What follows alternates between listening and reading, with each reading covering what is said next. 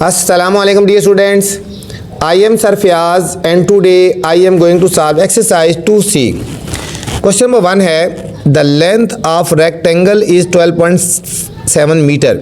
बच्चों हमें एक रेक्टेंगल की लेंथ गिवन है 12.7 मीटर एंड विड्थ गिवन है 8.4 सेंटीमीटर। एक रेक्टेंगल है उसकी लेंथ है 12.7 मीटर और विड्थ है 8.4 metre. Estimate the area of the rectangle. हमने बच्चों इसका एरिया एस्टिमेट करना है, ठीक है। Rounding off and check if the result is seems to be reasonable.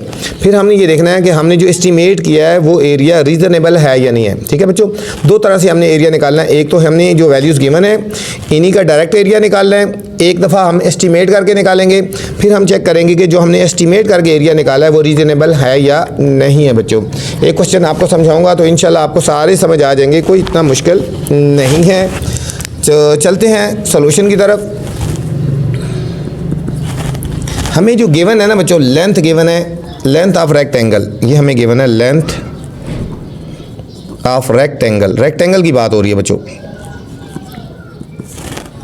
12.7 metre और हमें विड्थ भी गिवन है, विड्थ ऑफ रेक्टेंगल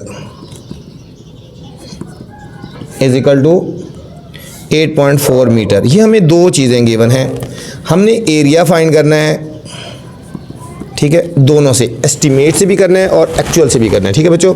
पहले हम निकालते हैं, एक्चुअल से निकाल लेते हैं और फिर हम एस्टिमेट करके हम निकाल लेते हैं बच्चों, ठीक हो गया। यहाँ हम पहले करते हैं एक्चुअल, हम पहले एक्चुअल को यूज़ करते हैं बच्चों। एक्चुअल को हम यूज़ करेंगे, फिर हमने एस्टिमेट से निकालेंगे। एक्चुअल से भी निकालना है और एक्चुअल से एस्टिमेट करके भी निकालना है। फिर हमने देखना है कि कौन सा रीज़नेबल है या नहीं है बच्चों। इसके बीच में हम लगा लेते हैं, एक लाइन लगा लेते हैं और इसके बाद हमने दोनों का एरिया निकाल लेते हैं, ठीक है। हाँ, एक इसके बीच में हमने एक लाइन लगा लेनी है, ठीक है। ये हम एक लाइन लगा लेते हैं, यहाँ एक्चुअल निकालेंगे और यहाँ रीज़नेबल निकालेंगे। यहाँ पे एक्चुअल कर लें और यहाँ सॉरी एस्टिमेटेड निकालेंगे। एस्टिमेट करके निकालेंगे और एक दफ़ा एक्चुअल के साथ निकालेंगे, ठीक है। एक्चुअल में देखो हमें लेंथ कितनी गिवन है,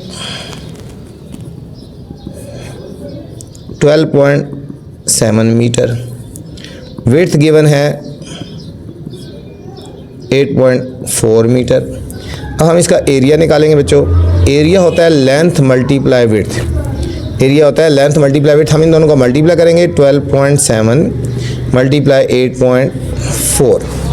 12.7 और 8.4 को हमने मल्टीप्लाई करना है। 12.7 मल्टीप्लाई 8.4 आप डायरेक्ट भी कर सकते हो, कैलकुलेटर से भी आप फाइंड कर सकते हो। ये हमारे बच्चों एरिया आ जाएगा 106.68 मीटर स्क्वायर। ये बच्चों एक्चुअल आया जो हमें वैल्यूज़ गिवन थी, ठीक है। अब हम एस्टिमेटेड निकालेंगे। एस्टिमेटेड में लेंथ कितनी हो जाएगी, अब हम इसको एस्टिमेट करेंगे ना बच्चों। देखो 12.7 है, अगर पॉइंट के बाद वाला डिजिट 5 या 5 से ग्रेटर हो तो हम इसमें ऐड कर देते हैं। ये हमारे पास लेंथ बन जाएगी 13 बन जाएगी, ठीक है। 12.7 था तो इसको एस्टिमेट करेंगे तो 13 मीटर हो जाएगी। विड्थ 8.4 है बच्चों, पॉइंट के बाद वाला डिजिट 5 से लेस है तो हमारे पास ये 8 ही रहेगा, 8 मीटर होगा। अब यहाँ एरिया क्या आएगा, एस्टिमेटेड एरिया क्या आएगा, लेंथ मल्टीप्लाई विड्थ, तो 13 मल्टीप्लाई 8, 13 को 8 से मल्टीप्लाई कर लो। देखो 8 4 24, 8 1 8 10, 104 मीटर स्क्वायर आ गया। ये बच्चों हमारे पास एक्चुअल एरिया आ गया, ये हमारे पास एस्टिमेटेड एरिया आ गया, ठीक है। अब हम एरर देखते हैं ना, एरर कितना है, ठीक है, इतना डिफरेंस कितना है। यहाँ लिखेंगे actual area minus estimated area. हमने इन दोनों एरिया को माइनस करके देखेंगे कितना डिफरेंस आ रहा है, ठीक है। एक्चुअल एरिया आ रहा है 106.68 और माइनस ये आ रहा है मीटर स्क्वायर और ये आ रहा है 104 मीटर स्क्वायर बच्चों, 104 मीटर स्क्वायर। अब हम इन दोनों को सब्ट्रैक्ट करते हैं, ये हमारे पास तकरीबन आ रहा है 2.68 मीटर स्क्वायर। कोई ज़्यादा डिफरेंस नहीं है बच्चों, बहुत ज़्यादा डिफरेंस नहीं है। हम लिखेंगे द वैल्यू ऑफ एरर, ये जो एरर है इज़ स्मॉल, ठीक है, ये स्मॉल है, बहुत ज़्यादा फ़र्क नहीं है। तो हम कहेंगे so estimated area is reasonable, estimated area is reasonable. ठीक है, ये हमारे पास जो एस्टिमेटेड एरिया है वो हमारे पास रीजनेबल है, इतना ज़्यादा डिफरेंस नहीं है। Question number 2 students, Sanwal is at grocery store.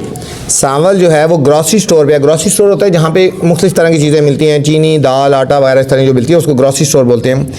And wants to estimate the total cost of 3 items. उसने 3 चीज़ें ली हैं, उनकी टोटल कास्ट एस्टिमेट फाइंड करना चाह रहे हैं। एक चीज़ की कॉस्ट है 244.95 रुपीज़, एक या 462.75 रुपीज़ एंड एक है 923.25 रुपीज़। ठीक है, round off the price to nearest rupees, इसको राउंड ऑफ करना है। And estimate the total cost, और फिर हमने एस्टिमेट करना है बच्चों, और फिर हमने इसको एस्टिमेट करना है। राउंड ऑफ करने के बाद हमने इसको एस्टिमेट करना है। ठीक है, तो चलते हैं सॉल्यूशन की तरफ। हम इसको राउंड ऑफ करेंगे और फिर हमने इसको एस्टिमेट करना है हमने।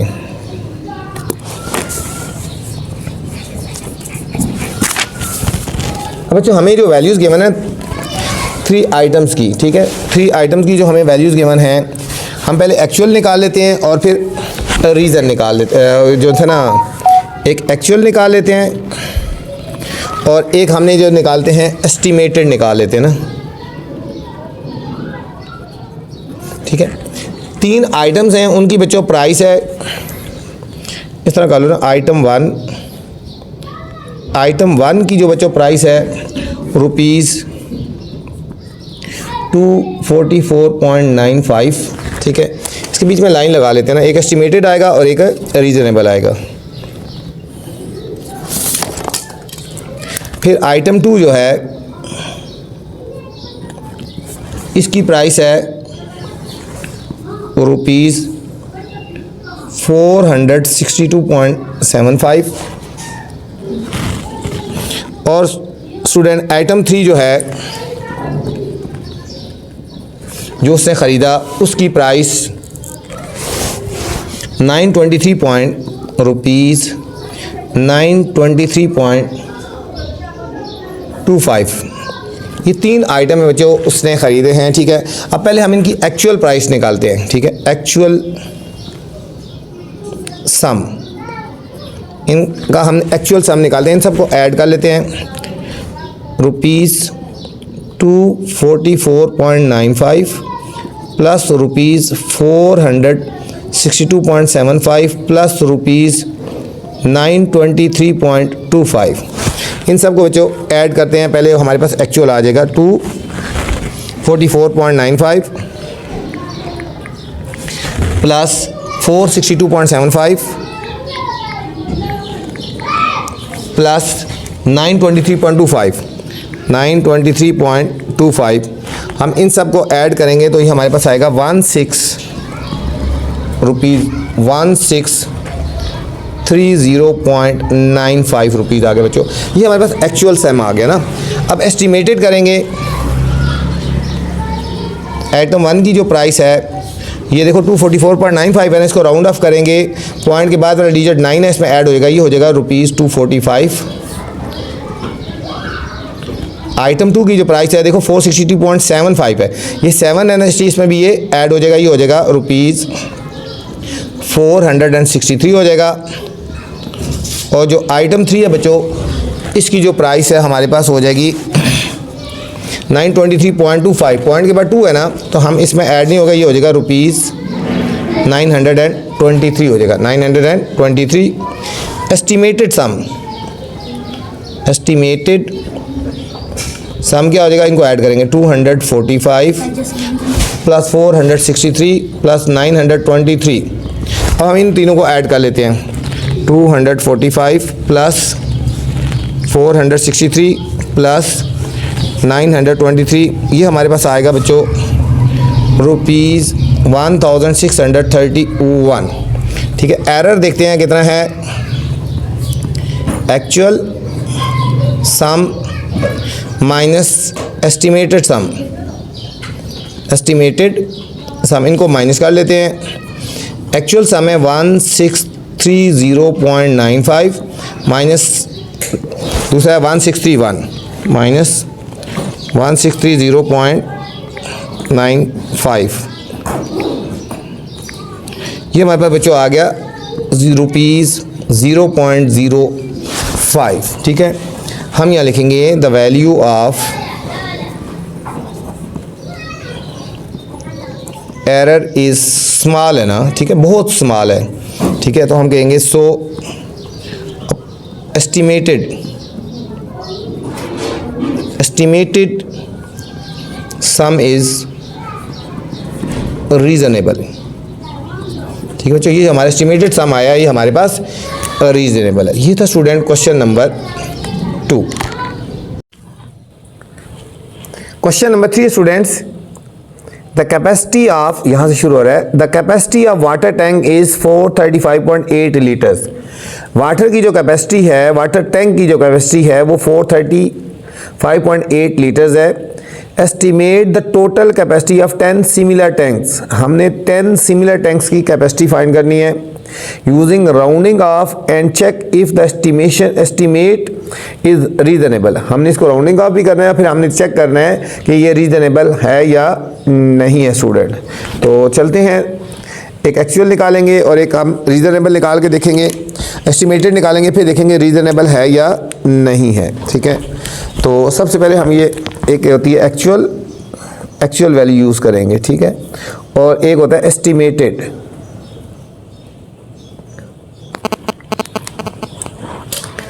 एक्चुअल में हम लिखेंगे कैपेसिटी। अच्छा, हमें गिवन है कैपेसिटी ऑफ 1 वाटर टैंक। बच्चों, एक जो वाटर टैंक की कैपेसिटी है वो 435.8 लीटर है, 435.8 लीटर्स है। अब कैपेसिटी ऑफ 10 वाटर टैंक निकालनी है, 10 वाटर टैंक निकालनी है, तो इसको 10 से मल्टीप्लाई करेंगे। 10 मल्टीप्लाई 435.8 लीटर, तो इसको मल्टीप्लाई कर लेंगे तो हमारे पास आएगा 4358 लीटर्स। ठीक है बच्चों, एक वाटर टैंक की कैपेसिटी है 435.8 लीटर्स और हमने 10 वाटर टैंक की कैपेसिटी निकालनी है। ठीक है, तो ये हमारे पास आ गई। ठीक है, ये हमारे पास एक्चुअल आ गई ना। अब एस्टिमेटेड निकालनी है। अब हम एस्टिमेटेड निकालेंगे तो कैपेसिटी ऑफ 1 लीटर टैंक ये हो जाएगा 435.8 है ना, ये पॉइंट के बाद वाला डिजिट 8 है, ये हो जाएगा 436 हो जाएगा बच्चों, 436 लीटर, 436 लीटर, 436 हो जाएगा। ठीक है, 435.8 था, 436 हो गया। कैपेसिटी ऑफ 10 टैंक, अब ये हो जाएगा 10 मल्टीप्लाई 436, 10 मल्टीप्लाई 436 बच्चों। अब 10 को और 436 को मल्टीप्लाई करेंगे। ठीक है, 436 है, 436, ये हो जाएगा 4360 लीटर। ठीक है, कैपेसिटी ऑफ 1 टैंक 436 लीटर हो गया और कैपेसिटी ऑफ 10 टैंक 436 मल्टीप्लाई 10, तो ये 4360 आ गया हमारे पास। अब हम देखेंगे एरर कितना है। एरर निकालने के लिए हम देखेंगे ना, ठीक है, एक्चुअल माइनस एस्टिमेटेड। एक्चुअल और एस्टिमेटेड को हम माइनस कर देंगे, ये होगा 4358 माइनस 4360, ये आया बच्चों -2 आ गया। ठीक है, तो ये हमारे पास रीजनेबल है। The value of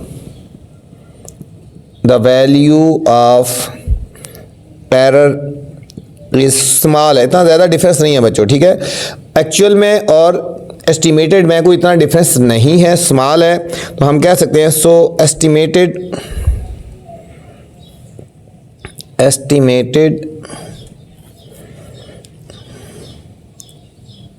product is reasonable. ठीक है, जो हमारा एस्टिमेटेड जो रिजल्ट था या प्रोडक्ट निकाला था वो हमारे पास रीजनेबल था बच्चों। ये तो student question number 3। Question number 4 students, a marathon runner complete a race in 3 hours and 45 minutes। बच्चों, एक मैराथन रनर है, मैराथन एक रेस होती है जो तकरीबन उसका डिस्टेंस होता है 42.195 किलोमीटर होता है, ठीक है। उसको कंप्लीट करता है 3 आवर्स और 45 मिनट्स में। Estimate the average speed of the runner, हमने रनर की एवरेज स्पीड निकालनी है किलोमीटर पर आवर में, ठीक है। इसमें हमें डिस्टेंस गिवन नहीं है, ठीक है। इस क्वेश्चन में पॉइंट है, आपने डिस्टेंस खुद मेजर करना है, खुद अंदाज़न रखना है, ठीक है। स्टैंडर्ड डिस्टेंस आपने याद रख लेना कि कितना होता है, वो आपने वैल्यू यूज़ करनी है, ठीक है। हम इसमें भी एक्चुअल और एस्टिमेटेड निकालेंगे, ठीक है।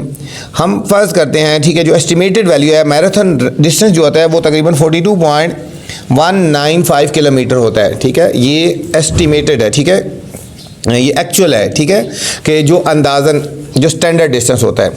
टाइम हमें गिवन है बच्चों 3 आवर्स एंड 45 मिनट्स, 3 आवर्स और 45 मिनट्स हमें टाइम गिवन है। तो अभी हमने इन दोनों को मल्टीप्लाई कर देना है, इन दोनों को हमने मल्टीप्लाई कर देना है, हमारे पास आ जाएगा स्पीड, ये सॉरी डिस्टेंस गिवन है, टाइम गिवन है और हमने स्पीड निकालना है। स्पीड होता है, speed is equal to distance over time, distance over time. इन दोनों को हमने डिवाइड कर देना है, डिस्टेंस और टाइम को हमने डिवाइड कर देना है। डिस्टेंस है 42.195 किलोमीटर और टाइम है 3 आवर 45 मिनट, हम लिखेंगे 3.45। हम इन दोनों को डिवाइड करेंगे तो हमारे पास जो आएगी एक्चुअल वैल्यू आ जाएगी, एक्चुअल वैल्यू, ठीक है। हमने किसको डिवाइड करना है, 42.195 डिवाइडेड बाय 3.45। तो हमारे पास आगे बच्चों उसकी स्पीड आ गई 12.23 kilometre per our, 12.23 kilometre per our, ये इसकी स्पीड आ गई, ये इसकी स्पीड आ गई। अभी हमने इसकी एस्टिमेटेड निकालनी है, यहाँ लिखेंगे मैराथन डिस्टेंस। यहाँ पर जो डिस्टेंस होगा 42.19 है, पॉइंट के बाद डिजिट 1 है ना, तो हमारे पास ये होगा 42 किलोमीटर लिखेंगे और टाइम है 3 आवर्स एंड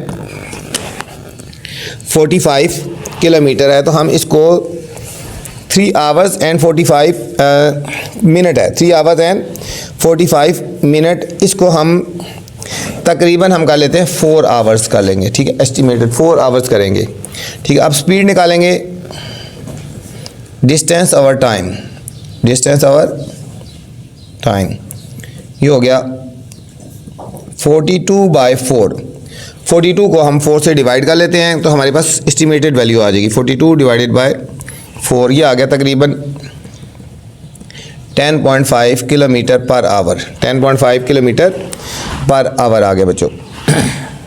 अभी हम एरर निकालते हैं कि इनमें एरर कितना है, 12.23 माइनस 10.5, ठीक है।